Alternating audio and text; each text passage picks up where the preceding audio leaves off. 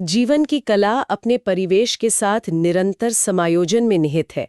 काकुजो Okakura के ये शब्द ना विदेश नीति की दुनिया पर भी बिल्कुल सटीक बैठते हैं। हाँ बिल्कुल, जहाँ देशों को बदलते हालात के मुताबिक अपनी रणनीतियां ढालनी ही पड़ती हैं।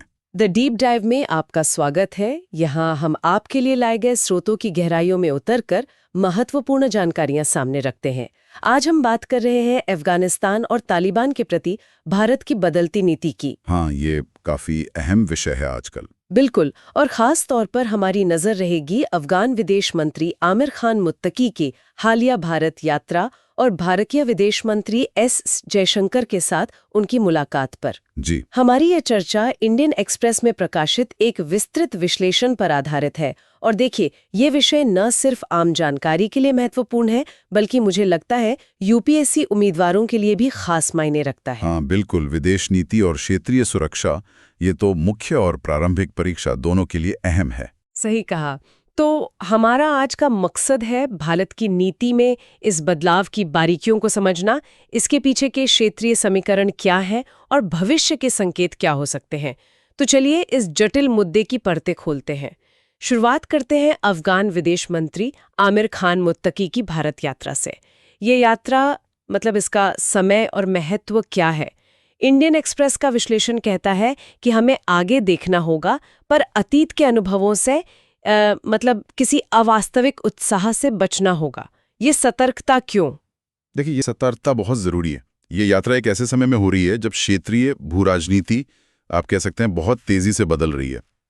एक तरफ अमेरिका ने पाकिस्तान को भारत के पड़ोस में एक अहम भूमिका देने जैसे संकेत दिए हैं। दूसरी तरफ चीन का प्रभाव लगातार बढ़ रहा है। पाकिस्तान के साथ तो इसके गहरे संबंध हैं ही, अब ईरान और अरब प्रायद्वीप में भी उसकी पैठ बढ़ रही है। अच्छा। और फिर रूस को देखिए, रूस ने तालिबान को एक तरह से मान्यता दे दी है राजनयिक तौर पर, और ईरान के साथ भी उसके रिश्ते मजबूत हो रहे हैं। तो ये एक बहुत ही जटिल जाल सा बन गया है। यानी भारत के सामने एक बहुस्तरीय चुनौती है ना? निश्चित रूप से, बिल्कुल। इस माहौल में और साथ में पाकिस्तान की जो जानी पहचानी दुश्मनी है, उसके बीच भारत के लिए अपने पश्चिमी हितों की रक्षा करना बहुत जरूरी हो गया है। पश्चिमी हित मतलब सुरक्षा, व्यापार? हाँ, सुरक्षा, व्यापार, कनेक्टिविटी, सब कुछ। तो मुत्तकी की ये यात्रा इसी जटिल क्षेत्रीय पृष्ठभूमि में आपसी हितों को साधने का एक प्रयास है। आप कह सकते हैं एक तरह की कूटनीतिक जरूरत भी। और इसी संदर्भ में 10 अक्टूबर को विदेश मंत्री एस जयशंकर और मुत्तकी के बीच वो अहम मुलाकात हुई, जिसमें जयशंकर ने काबुल में भारतीय मिशन को फिर से स्थापित करने की घोषणा की। जी, हम जानते हैं कि जून 2022 से काबुल में भारत की एक तकनीकी टीम तो थी ही, तो क्या ये दूतावास का औपचारिक रूप से फिर से खुलना एक स्वाभाविक अगला कदम नहीं था? हाँ देखिए, अपेक्षित तो था ये कदम। हाँ। लेकिन इसका तरीका महत्वपूर्ण है। घोषणा हुई है कि मिशन को फिर से स्थापित किया जाएगा, लेकिन सिर्फ एक चार्ज डी अफेयर्स के स्तर पर। चार्ज डी अफेयर्स, अच्छा। इसका कूटनीतिक मतलब क्या निकलता है? ये पूर्ण राजदूत से कैसे अलग है? देखिए, चार्ज डी अफेयर्स का मतलब है कि दूतावास का प्रमुख होगा, राजनयिक कार्य भी होंगे, लेकिन ये पूर्ण राजदूत का दर्जा नहीं है। ये एक बहुत सोचा समझा संकेत है। भारत इसके जरिए ये दिखा रहा है कि वो तालिबान शासन को औपचारिक रूप से मान्यता देने से कम अभी बच रहा है, जब तक इस पर कोई व्यापक अंतर्राष्ट्रीय सहमति नहीं बन जाती। अच्छा। हाँ, ये कदम शायद तालिबान को थोड़ी निराशा दे, लेकिन ये वॉशिंगटन जैसे जो हमारे सहयोगी हैं, उनको भी एक तरह से आश्वस्त करता है कि भारत पूरी तरह से अफगानिस्तान पर बने मॉस्को बीजिंग खेमे की ओर नहीं झुक रहा है। तो ये एक तरह का कूटनीतिक संतुलन साधने का प्रयास है। मतलब तालिबान के साथ व्यवहारिक जुड़ाव रखो, लेकिन औपचारिक मान्यता से दूरी बनाए रखो। बिल्कुल सही कहा आपने। इसे आप एक मध्य मार्ग कह सकते हैं, एक बहुत ही नपातुला कदम।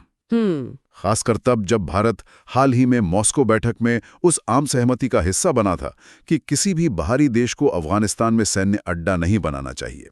लेकिन अब, जैसा कि इंडियन एक्सप्रेस का विश्लेषण इशारा करता है, भारत को शायद ये भी स्पष्ट करना होगा कि अफगानिस्तान की सुरक्षा और विदेश नीतियां तय करना अंततः तालिबान का अपना संप्रभु अधिकार है। हाँ, ये एक नाजुक संतुलन है। अंतर्राष्ट्रीय चिंताओं को भी देखना और अफगान संप्रभुता का सम्मान भी करना। बिल्कुल, बहुत ही नाजुक। अच्छा, अब एक व्यावहारिक सवाल पर आते हैं। अगर भारत काबुल में अपना मिशन फिर से खोलता है, तो दिल्ली स्थित अफगान दूतावास का क्या होगा? क्या अब उसका नियंत्रण तालिबान के हाथों में चला जाएगा और वहां मतलब अफगान अमीरात का झंडा फहराया जाएगा? हाँ, इसकी पूरी संभावना है और शायद जल्दी ऐसा देखने को मिले भी। लेकिन यहाँ एक दिलचस्प बात है।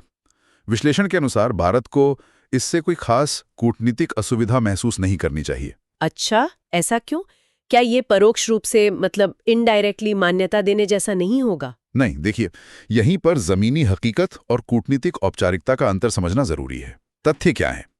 तथ्य यह है कि अगस्त 2021 में काबुल पर नियंत्रण के बाद से तालिबान ने पूरे अफगानिस्तान पर प्रभावी नियंत्रण साबित कर लिया है। हाँ, ये तो है। और देश के भीतर या बाहर कोई ऐसा संगठित विरोध नहीं दिख रहा जो उन्हें सत्ता से हटा सके। ये एक जमीनी सच्चाई है, ग्राउंड रियलिटी, जिसे देर सवेर मुझे लगता है पूरे अंतर्राष्ट्रीय समुदाय को स्वीकार करना ही होगा। तो दिल्ली में दूतावास का तालिबान द्वारा संचालन और उनके झंडे का फहराना वो इस जमीनी नियंत्रण को दर्शाता है, न कि भारत द्वारा दी गई औपचारिक राजनयिक मान्यता को। ये व्यावहारिकता का तकाजा है, आप कह सकते हैं। ठीक है, ये तो हुई दूतावास और मान्यता की कूटनीतिक बारीकियां। लेकिन एक और बड़ा मुद्दा है मानवाधिकारों का, खासकर महिलाओं और अल्पसंख्यकों के अधिकारों का।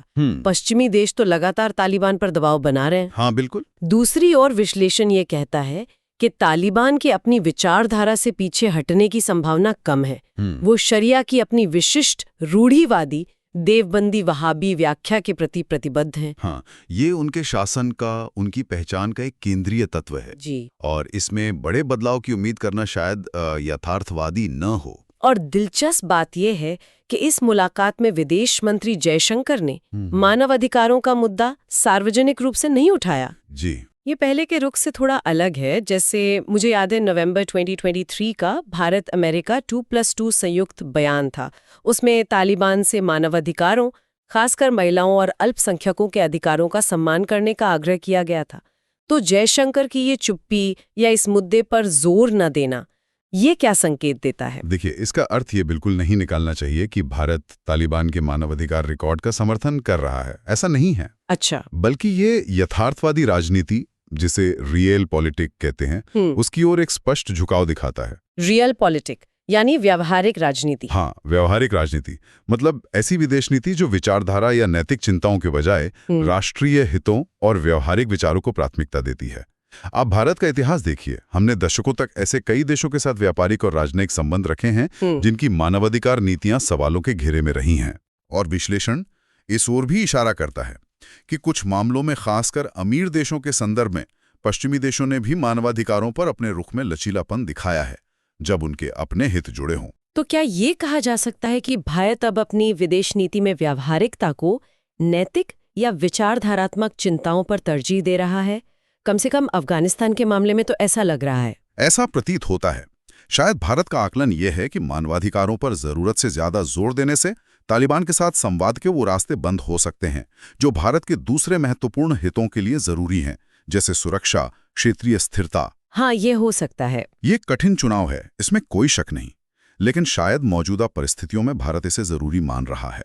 ये एक महत्वपूर्ण बदलाव है जिस पर आगे भी नजर रखनी होगी। बिल्कुल। चलिए अब सुरक्षा के पहलू पर आते हैं। ये बहुत अहम है। जयशंकर ने मुलाकात में सीमा पार आतंकवाद के साझा खतरे का जिक्र किया, जिसका दोनों राष्ट्र सामना करते हैं। इन शब्दों के क्या मायने हैं? को एक संभावित साझेदार के रूप में देख रहा है। अच्छा। हाँ, ये पाकिस्तान की उन गुप्त और प्रकट कार्रवाइयों के खिलाफ एक तरह से तालिबान के साथ खड़े होने का संकेत है, जिनसे भारत और अफगानिस्तान दोनों ही पीड़ित रहे हैं। ये तो पाकिस्तान और चीन दोनों के लिए चिंता का विषय होगा फिर? स्वाभाविक रूप से बिल्कुल होगा। पाकिस्तान और चीन भारत तालिबान के बीच किसी भी तरह के सुरक्षा सहयोग को शक की नज़र से ही देखेंगे। लेकिन जैसा कि विश्लेषण कहता है, ये उन साझा खतरों का एक स्वाभाविक नतीजा है जिनका सामना दोनों देश एक ही स्रोत यानी पाकिस्तान स्थित आतंकवादी समूहों से करते हैं। और यहाँ एक विडंबना भी है जिसका जिक्र विश्लेषण में है। क्या विडंबना है? विडंबना ये है कि पाकिस्तान ने लगभग 2.5 दशकों तक तालिबान का पुरजोर समर्थन किया, अमेरिका को अफगानिस्तान से बाहर निकालने में उनकी मदद की। किस उम्मीद में? कि काबुल में एक मित्रवत शासन आएगा जो उनके इशारों पर चलेगा। हाँ, यही सोच रही होगी उनकी। लेकिन पाकिस्तान शायद ये भूल गया कि इतिहास गवाह है, काबुल में कोई भी अफगान शासन, चाहे वो कोई भी हो, अपनी विदेश नीति और खासकर अपनी भारत नीति में बाहरी हस्तक्षेप बर्दाश्त नहीं करता। और तालिबान भी अलग नहीं है। और विश्लेषण ये भी कहता है कि तालिबान अपने तहरीक तालिबान पाकिस्तान यानी टीटीपी के साथियों को पाकिस्तानी सेना को सौंपने वाला नहीं है। बिल्कुल नहीं, वो उनके अपने परिजन है एक तरह से। और शायद पाकिस्तान सिंधु नदी को दोनों तरफ रहने वाले पश्तूनों के बीच के जो गहरे ऐतिहासिक और सांस्कृतिक संबंध हैं, उनकी जटिलताओं को भी नजरअंदाज कर गया। हाँ, ये तो काफी दिलचस्प मोड़ है। बिल्कुल। अगर हम इसे बड़ी तस्वीर से जोड़ें तो ये दिखाता है कि क्षेत्रीय राजनीति कितनी अप्रत्याशित और जटिल हो सकती है। कल के सहयोगी आज की चुनौती बन सकते हैं और पुराने समीकरण कभी भी बदल सकते हैं। सही बात है। अच्छा, सुरक्षा के अलावा आर्थिक और लोगों के बीच संपर्क बढ़ाने पर भी जोर दिया गया है। जयशंकर ने किन क्षेत्रों में सहयोग की बात कही? देखिए, जयशंकर ने खाद्य सुरक्षा, स्वास्थ्य सेवा, अफगान नागरिकों के लिए भारत में प्रशिक्षण और शिक्षा के अवसर और भारत द्वारा शुरू की गई लेकिन रुकी हुई विकास परियोजनाओं को पूरा करने जैसे क्षेत्रों में सहयोग बढ़ाने की बात कही। ये ऐसे क्षेत्र हैं जिनमें भारत की विशेषज्ञता है और अफगानिस्तान को इनकी सख्त जरूरत भी है। और तालिबान की तरफ से मुख्य मांग क्या थी? मतलब वो क्या चाहते हैं मुख्य रूप से? देखिए, तालिबान इन सब क्षेत्रों में भारतीय सहायता का स्वागत तो करता है, लेकिन उनकी एक प्रमुख इच्छा यह है कि अफगान छात्रों और खासकर जो मरीज इलाज के लिए भारत आना चाहते हैं, उनके लिए वीजा प्रक्रिया को और उदार बनाया जाए, थोड़ा आसान किया जाए। तो क्या भारत को इस दिशा में आगे बढ़ना चाहिए? वीजा नियमों में ढील लेने के क्या जोखिम हो सकते हैं, सुरक्षा वगैरह के लिहाज से? विश्लेषण का सुझाव तो यही है कि भारत को निश्चित रूप से उचित सुरक्षा जांच के बाद अधिक अफगान नागरिकों को आने की अनुमति देने पर विचार करना चाहिए। अच्छा। इससे दोनों देशों के बीच सद्भावना बढ़ेगी, लोगों के बीच संपर्क बढ़ेगा, रिश्ते मजबूत होंगे। जहां तक जोखिम की बात है, विश्लेषण के अनुसार अफगानों के बड़ी संख्या में भारत में स्थायी रूप से बसने का खतरा बहुत कम माना जाता है। ठीक है। और मुत्तकी ने अफगानिस्तान के खनन क्षेत्र मतलब माइनिंग सेक्टर और अर्थव्यवस्था के दूसरे हिस्सों में भी अधिक भारतीय निवेश और भागीदारी की इच्छा व्यक्त की। ये भारत के लिए क्यों महत्वपूर्ण हो सकता है? ये भारत के लिए कई कारणों से महत्वपूर्ण है। पहला, ऐसा लगता है कि तालिबान चीन से भारी निवेश की जरूरत के बावजूद पूरी तरह से उसका आर्थिक जागीरदार नहीं बनना चाहता। ये दिलचस्प है। हाँ, वो विकल्पों की तलाश में है। भारत की बढ़ी हुई आर्थिक उपस्थिति उन्हें इस संतुलन बनाने में मदद कर सकती है। दूसरा, भारत ये कभी नहीं चाहेगा कि अफगानिस्तान पूरी तरह से चीन के आर्थिक प्रभाव क्षेत्र में चला जाए, खासकर पश्चिमी चीन के साथ उसका एकीकरण हो जाए। हाँ, ये तो सामरिक चिंता का विषय होगा। बिल्कुल। तो अफगानिस्तान में भारत की आर्थिक मौजूदगी इस प्रवृत्ति का मुकाबला करने और भारत के अपने क्षेत्रीय आर्थिक हितों को साधने में भी सहायक हो सकती है। तो अगर हम इस पूरी बातचीत का सार निकालें तो ऐसा लग रहा है कि तालिबान एक मुश्किल स्थिति में है। उसे चीन, रूस, अमेरिका जैसी बड़ी शक्तियों के बीच संतुलन साधना है और साथ ही भारत के साथ अपने संबंधों पर पाकिस्तान के दबाव का भी प्रबंधन करना है। बिल्कुल सही। और ऐसा करने के लिए वे अफगानिस्तान में भारत की बढ़ी हुई भूमिका चाहते हैं, जो कि जैसा आपने कहा ऐतिहासिक रूप से अफगान शासकों की नीति रही है, किसी एक पड़ोसी पर जरूरत से ज्यादा निर्भरता से बचना। बिल्कुल सही समझा आपने। और भारत के नजरिए से देखें तो अफगानिस्तान में एक सक्रिय और सकारात्मक उपस्थिति बनाए रखना अब एक सामरिक अनिवार्यता, एक स्ट्रेटेजिक इम्पेरेटिव बन गया है। अनिवार्यता? हाँ, अनिवार्यता।